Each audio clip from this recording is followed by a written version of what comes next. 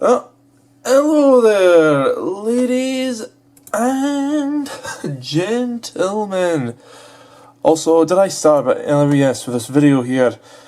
Indeed, this is actually a bit of an unusual one, considering this is actually, well, you might have noticed up there a little title, but suppose if this were to be edited on a YouTube, also I've got to fucking move this again. The joys of using this camera, but you'll learn, and I suppose I ought to adjust his brightness and that if I'm to actually take the sort of content seriously with this video. Also, forgive me if my voice is a bit croaky, and I wasn't actually concerned recording today, but I honestly don't even know why. I've got something else planned up, but yeah, I get joy of what voice sounds like when it's had a really bad cold and that. Not quite pneumonia bad, but yeah, this has not been a fun past few days for me. But anyhow, I suppose I'll fast forward and get to the point of what I'm be up to. Yeah, show my twisted bow here, and also alongside his fellow long-term friend Kitty Foxfire, who agreed on what was actually at that point, and that was already about 40-50 minutes after my bond, so I kind of couldn't switch to her world, so she had to switch to mine's. And yeah, I agreed to, do the Burthorpe games, because I wanted to do it, because the last time I legitimately played this was, if you could believe it, during the Gielinor 5 days, and, 4 games here, and I'll see the first one right here. So, Draughts. Yeah, this is an interesting one, because I'm pretty sure I've played a little version of this before, and it's a game where basically you have two, well, instead of chess pieces and whatnot, you use runes, and that seems to be getting with these kind of games, and this one involves you having to diagonally cross your runes on the normal white squares and the goal is to put your runes in strategic positions where the opposition, you can overtake them, but make sure they can't overtake yours as well. Like for her, obviously she's got the opening there, but she can't progress much forward, and then see that, if you can think of those moves ahead of time and also if you can get the opposite, if you're rune to the other opposite side, nice. Yeah, if you can get your rune to the opposite side, then pretty much you're able to freely roam, and that's kind of the reward for, I guess, doing reasonably well on that, but my god. Yeah, you could tell what we got planned here was the first run was like a practice run of sorts, and also, hello, Hypercam version 2.2901. Jeez, that still managed to make its debut here, yes.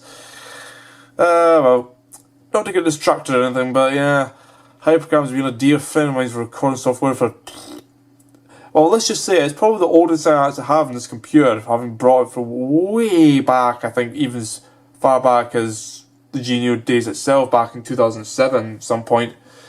Yeah, 12 years now, I've still got that old piece of tech with me, basic recording software, but it's done me wonders. Yeah, no more trademark as well, and you'd probably see that at the top left or top right corner. Nothing anymore, I'm afraid, but yeah, this is now the real logo indicated by my blood runes instead of the nature runes, and of course she was always insistent on using the fire runes, and which I think is what you start off in if you're the one selecting the challenge, but hey ho. So yeah, obviously I figured out how to play it by this point, because I was very much confused. Like, basically if you're allowed to take over a rune, that is the turn you must take, to the point where if you don't choose, it will just automatically do it for you. And that, also, yeah, was that a resigned? Yeah, I think she hasn't gave up that one. And I thought we saw it to then, but she must have just gave up or some shit. Yeah, we had a bit of chat outside of the recording on Skype, and yeah, this is the simplest of the 4. You'll probably, this one, connect 4, and you get 4 pieces in a row, and yeah, I forgot one of the most basic ones. It doesn't matter if it's diagonal or not, you have to get horizontal as well. Basically, left to right, top to bottom, or like top down, bottom right, that kind of stuff, and yeah, this goes really easy. Fun problem, but I would say if this was still to be busy in this would be my favourite, probably because it's the most simplest of the ones and easy enough to get into, but, well, I suppose because of simplicity, you can get easier to the advanced strategies and feel like you're actually really doing all that. Now, here's a fun one, rune squares. So, yeah, in case you're curious in that, it might look like we're kind of co-opting to design a maze, but no, there's a weird thing with this one where essentially it's about trying to form as many squares as you can. Usually the best way of doing it is doing this maze method and then see whoever, you know, creates a square first for a person to follow in the maze's path, so to speak. You know, and this is pretty much how we've gone about it. You see here, it's like getting less and less, and then you got to think, okay, where am I going to go next? And yeah, and it's like, nah, then she's got to pick. I think, okay, she'll probably pick. Nah, see that square there? That would have easily done. And that, but I was a bit of a fucking oh fuck me, I was a bit of a fucking dumbass. And yeah, look, she's just like boom, boom, boom. Yeah, see that? And I was just like, yeah, I knew my game was up. Yeah, I know. So first one was just like, yeah, indeed, I lost that one, but so far I've won both of the real runs and that. So yeah, essentially I've managed to keep myself going, as it were.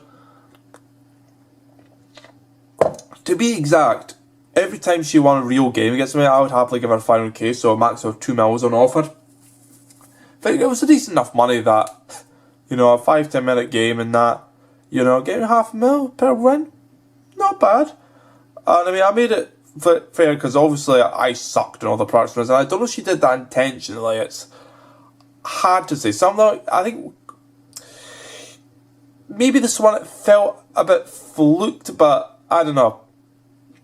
I could say the same about the Runelink one, but then again, we didn't exactly spend much time in it, so that was something. And also, I think did she go for that square between? Yep. Oh, yeah. Indeed, you know, she made me pick that one. And then I delayed the time to sort of figure out how I was going to go about this. And that, you know, and that just made up my mind to say, fuck it. And that, because either way it felt like, yeah, it just ended up choosing for me, and then, yeah, then that kind of scoobied her over. And I managed to take over the majority there, and I was like, ka-ching, won that one.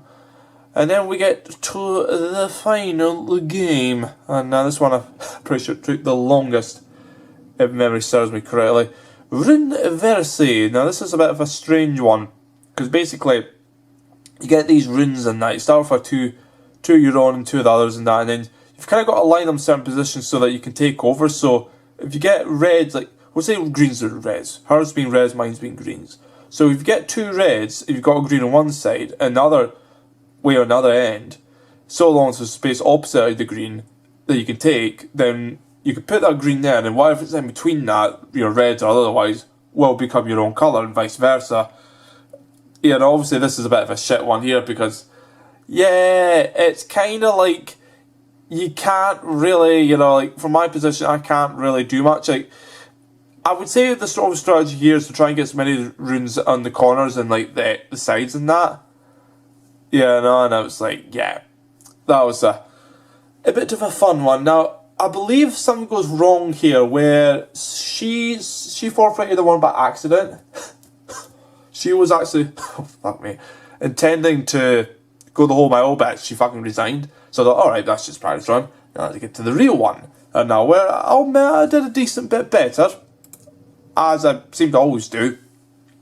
Yeah, no, actually giving it a good go of the final game, and what was, I would say, second most baffling only to Rune Squares, the maze one basically, where that one's kind of got an odd strategy, creating your own maze, but I don't know the advance, like, you'd have to practice it for a good while.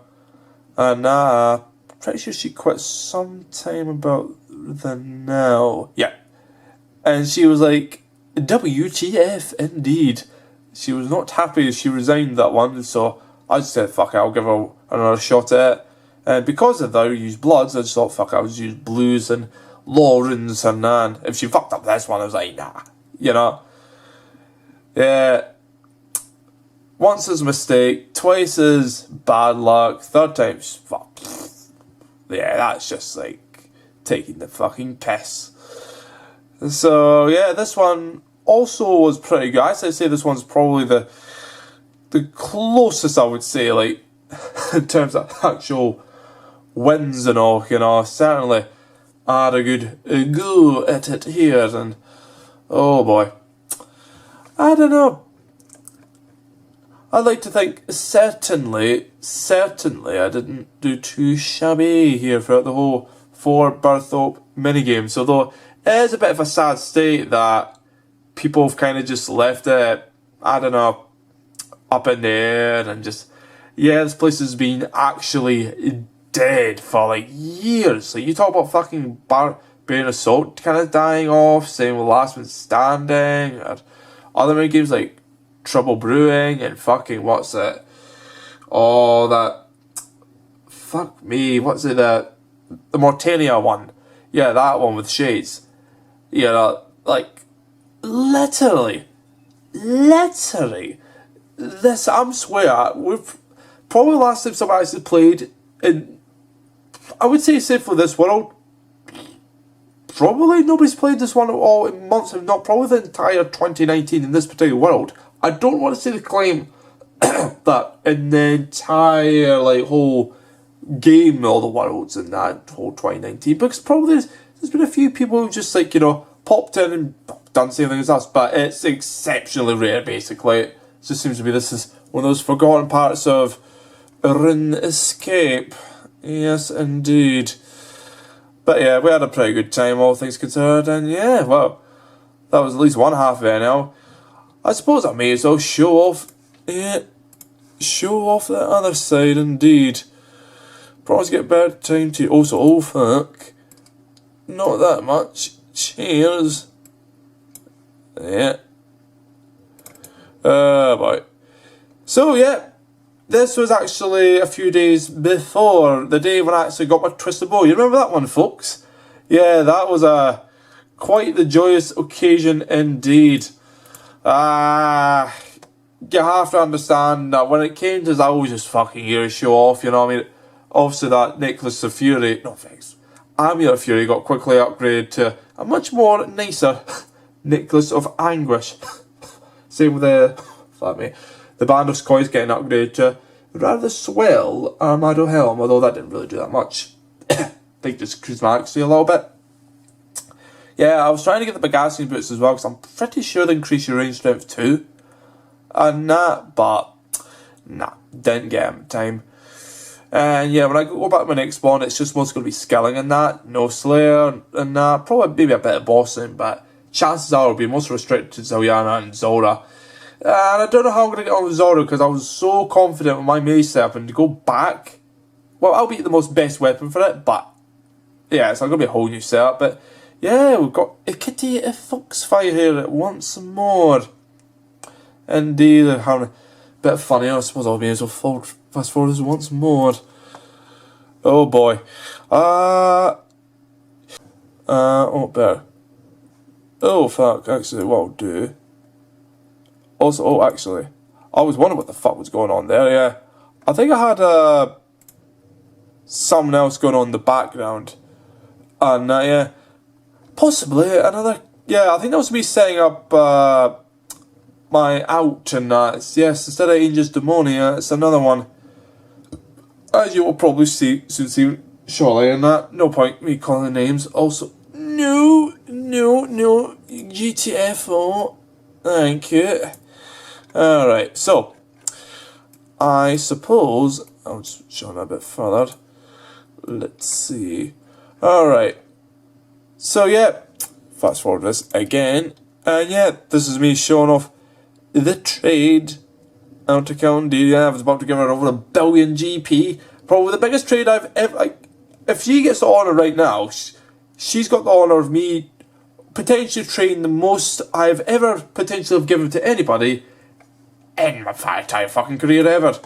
You know, that's like almost 1.08 billion GP. Like, if you consider, I'm pretty sure I made the comment to her as well with RuneScape 3, where had she received that, oh fuck, Yeah, she would be not a billionaire, a multi-billionaire. Like, I'm pretty sure the exchange rate's gone something about 6 to 8 times the rate and that.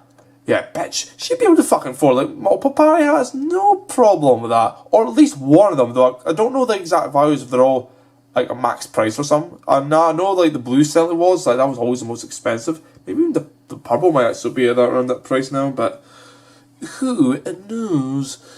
But I do know myself. Also, hello, not, no, yeah, I've always done it. Oh, I suppose I may as well fucking say it. Nano N.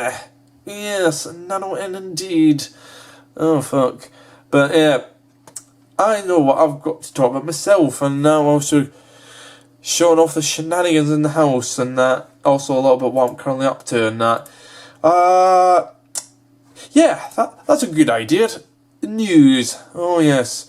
So, without further ado, yeah. Oh, this is good. This isn't specifically relating to old school RuneScape. No, actually it's to do with Jagex as a whole. And you wonder, is this another Fukong situation? Not really, actually. But it has to do with Jagex rather suspect upper management, yeah. Featuring, I think it was Sam Mod Osborne, and now he's kind of one of those, he's good, but he's, yeah, kind of a dick / what we'd call a corporate bootlegger, bootlicker, you know, like, pretty much an excellent yes man, but a terrible human being, possibly, but that's a bit of a stretch, but at the same time, it's grey area, you could say. Yeah, so apparently there was a firing of what is yet to be an unknown moderator, someone who's not been named enough from the artist team. So you wonder, could this be the same guy who possibly spawned the Twisted Bow back, I think, what the fuck was it? I would say it's February, but part of mine also says June or July this year? Fuck, it's been that long, but yeah, also showing off some battling with pets. But yeah, so apparently, yeah, this isn't that same moderator and that, because this was one that worked on Runescape 3, but yeah, apparently this moderator got fired because apparently they were talking about the salary of the vice president. I don't know if this was I forget if this was Mod Warder or this is a different one, I'm not sure. It's one of the top moderators, could be Mod Pet for all I know, but yeah, apparently the vice president's salary was revealed on a document that was printed and not actually done confidentially. And also that's all done. Alright, suppose I'll show this off here. Yep. Indeed, I've been a bit busy at Castle Wars. Oh yeah, totally ignore the fact I've got some rather unusual gear, one might say. Unusual gear indeed, but I suppose that's the thing. I've been testing on barricades and whatnot. Yeah, I mean, truth be told, and now this is mostly an experimental phase and that. Well, fuck me, and what you gonna do? Well. Anyway, I suppose I may as well talk with the news while I've got this all going on before I get to the juicy bit near the end. So, yeah, the false inappropriate firing, yeah, this was because of a document that was printed and that, but he got the blame for it, basically. He got scapegoated into getting fired because he showed no remorse for his actions, despite his fact that was somebody else's fuck up. Now, I don't know which moderator was responsible for that one, but technically, yeah, that could have actually been fireable because that was kind of a confidential document. It's a bit of a big deal, especially if it's been leaked and not going for the proper channels and all. Yeah, the guy actually went through, what do you call it again, employee, was it a tribunal, I think? Yeah, a tribunal of sorts. And he not only passed it and ended up getting his way, he didn't even need a fucking lawyer for it. Like, the guy knew all his laws and shit, and practically he did his homework, you know? Indeed, Sean the Jagex. I mean, I don't know. I don't want to shit talk Jagex too much, but I mean, come on. That didn't even need to get to a tribunal to begin with, but I suppose they have to try and save face, and, you know, corporate's got a corporate in a way.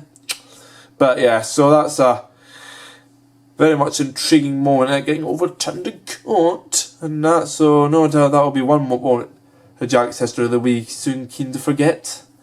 Anyhow, yeah, so a quick note about oh fuck you, yeah, callback to duplication bug, yeah, remember that one that's been causing the whole lag thing and that, you know. Actually, it's funny because this massive lag and that didn't actually really start until the day after I left on the 2nd of December. That's when people started complaining about it. I think it was initially mistaken for the whole mobile thing, like, oh, you're complaining about lag and that, like, nah, just, you know, go on PC, you won't bother. No, people are confusing that with a different thing. Like, for a few days, mobile client was very much having,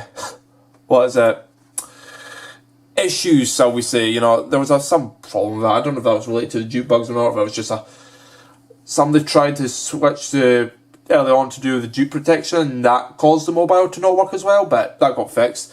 But the lag kind of continued, and apparently they're saying that the lag's been caused by DDoS attacks that have been happening since October, but it's a bit questionable when it's only now become a huge problem in these past couple of weeks, which coincidentally came not long after the whole knowledge of, you know, the duplication bug, you know, courtesy of Rendy. Indeed, a bit of an intriguing fellow, and also he's kind of going for a bit of a up, down and all around, you know, where being hailed as a hero for exposing the bug, and then being absolutely fucking shat and cursed on, instead of being blessed, for exposing the bug, for different reasons, you know. Both valid in that. I mean, I have my stance on it, but I can clearly see that the other side's do. But then, he's now being hailed as a hero again, because I'm 95% sure Randy Bry is an account of his. And apparently, yeah, it's indeed quite the accomplishment getting to, a level, oh fuck me, I'm not actually sure on it's either level 14 or level 9, and it's gone so fast now, because like there was level 15, short like that, I think he was level 14, and then someone I think he is the level 9 in that, just right slamming in there, and he's like pretty much, you know, done all the really advanced strategies. I mean, fucking hell, level 9 and can actually do fire caves, but Inferno Cave's got its own competition, which I'm pretty sure it's somewhere in level 46 to 48, and that's currently the lowest level to do Inferno Caves, but I could be completely wrong in that, and I probably am, but even then, that's really fucking impressive, you know. No doubt they'll be keen to round that down just a little bit further, you know. Oh boy, I'll see a video of that when they do it eventually, but hey ho. But anyway, back to the duplication bug, because, yeah, apparently this notorious glitch, you could say, basically, has existed since the inception of old school RuneScape, a la February of 2013. It's been around ever since then. Yeah, not ever since then. You know, this has been a problem, well, I guess you could say, yeah, maybe even potentially before that, but it's hard to say. I think it's maybe, I'd be inclined to say it's maybe a bug that was brought about due to the client. Like, you know, back in the old proper RuneScape days, you know, this was less of a client and more of a browser thing, you know. I remember that even my last account, Defense Line, I remember that specifically, and that's how I never got the true joys of being able to play RuneScape and also watch videos on the side, you know. That works beautifully, but back then it didn't work because, you know, it was on a browser page as opposed to a client, so less versatility that way, but alas. So yeah, that's been kind of a thing, and it's why there was a bit of a break with the lag, but it seems to have come back, and even harder these past 3-4 days and that. So yeah, short-lived victory and that, and well, let's just say, if Wukong, despite their currently financially unstable situation and relying on Jagex to give them all the profits and that to help save them from bankruptcy and liquidation, yeah, they're going to have to kind of step on up and that, you know. Step on up indeed. Yep. But we shall see. And I mean, it just makes you wonder the whole content side of things and that. You know, like think back 2013, 2014, 2015, then up to, I'd say, about maybe halfway or 2/3 in with 2016, you know, the content that was brought in. What's been brought out since, and I don't know, it's tough. I'm not going to say, oh, it's like there's a definite clear pattern, but it just feels like they're kind of stepping back, like, they already stepped back a good 2 or 3 steps, you know, because it's a smaller team and all, and that's fine. But as they've been upscaling it since 2016, it feels like they've somehow doing just a slightly less, even just since then. It's like, I don't know, maybe it's because, I don't know, I think probably with this whole, they did the whole Nightmare Shima boss, that's my opinion, because it would be more feasible and less intensive content wise, as opposed to doing like a whole third raid and that, which would be a way more bigger task and that. Plus, you know, group item is not actually going to be that technically problematic, and I forget what the third one is, and I'm not. Yeah, some quest and that. Fuck, I've kind of forgotten what the third one was, but hey ho. Alright, one last quick thing I'll talk about before I finally show off what I was going to do was this. Yeah, the other thing I tend to do in free to play and that, let's see, no, that's not show my twistable UI ass. No, let's see. Oh yeah, Mod Husky. Yeah, you know how Jagex wants, they tend to play their own games. Well, little tidbit for you, now, yeah, his personnel account goes by the name of CEO in the letter sense. Indeed, he's always a player and moderator, no, you know, being a trusted figure at Jagex, of course. But yeah, he's currently quite active in Twisted League, whereas I am not. Nope, I am not. And I'm pretty much opting just, we'll see what the awards are, and if I can afford them, well, I'll go for it, and if I can't, well, I guess there might be another opportunity in the far future, but we'll see, you know, I'm just, nah. Either you go for it or you don't, and I've said not to put in the full effort for it, if at all, you know. So, yeah, essentially, apparently he made a tweet not long before the Twist League started, where the whole, you know, obviously, he designed it to be where it's fair for all folks, you know, pretty much. You know, they just stick to their own combat, say, oh, it's fine, you know, if you want to try and get a bit competitive and that's allowed, you know. And then he probably didn't quite think in hindsight what would happen if he was on the receiving end of that. You know, like, oh, it's fine, other people have to go through all that, but then if it's me who has to go through that bullshit, and then it's a different story, because, you know, I've got the one with a bit of, you know, power and that to kind of, you know, just step my guard on and all. You know, obviously, if you're a Jagex moderator having to play on a non-Jagex mod account, you know, you're getting fucking pushed around by just some random, you know, high-level player / nerd. Yeah, you kind of, you know, and that's that kind of thing. Yeah, show them a 1 hour mute and that for crashing. Yeah, that's a bit of an intrigue one. And it's interesting because normal players tend to crash irons just to get rid of them, but when everybody's an Ironman, yeah, it's an intriguing one. Also, that shows the whole, what was it? Oh, fuck. Yeah, it's dropping vital items, which would be fucking suicidal and that, you know, but because everybody's an Ironman, if you drop, let's say, Third Age or something, or other real vital items, yeah, everybody can see it, but they can't pick it up. Ah, nice, eh? So that's the shift show, really valuable drops to streamers and all that, but fun story of that, you know, don't exactly amount to much, but there we are. Now, if I remember, not the Grand Exchange, yes, I can show you the Twisted Bowl once more, but no. Actually, it's through the high scores, and specifically because it is very much, well, very much, indeed, high scores have now been updated, and with it, oh, of course, I'll look up a certain friend of mine's first, or I should say X, but, oh, come on, I've only got 45 seconds, yeah, Baby K, and, indeed, Boss high scores, eh? Wanna look at this, eh? Oh, you know, that'll be very curious. Take a look which one's the most intriguing, and that, take a look. Also, that is not mine's. There we go. Wow, that's glitching up bad. But yeah, take a look here. Indeed. 25 place. I think I'll leave it at that.